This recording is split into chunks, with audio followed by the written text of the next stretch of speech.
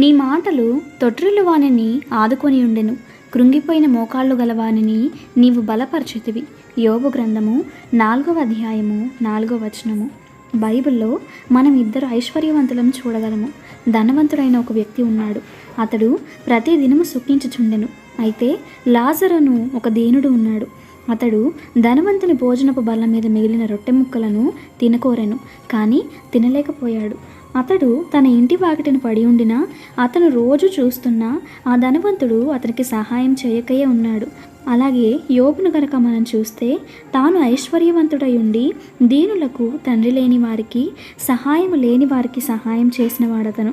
యోబు విధవరాళ్ల పక్షముగా న్యాయము తీర్చి కృంటి గ్రుడ్డి వారికి సహాయం చేసి వారిని ఆదరించి, దుర్మార్గుల దవడ పళ్లను ఊడగొట్టి వారి నుండి దోపుడు సొమ్ము లాగివేసి నిస్సహాయులకు సహాయం చేసినవాడు యోబు.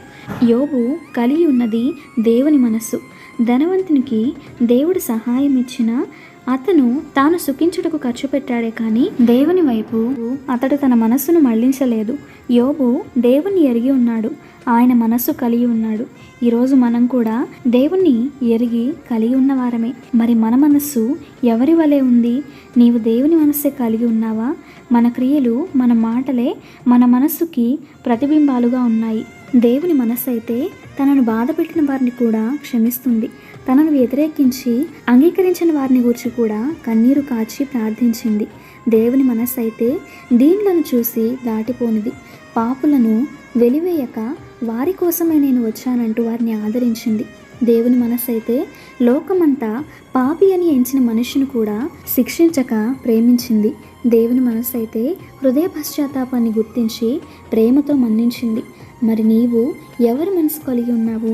దేవుని వ్యక్తిత్వం కలిగి ఉండుటకు ప్రయాసపడదాము. ప్రభు కృప మనకు తోడై ఉండునుగాక. ఆమేన్.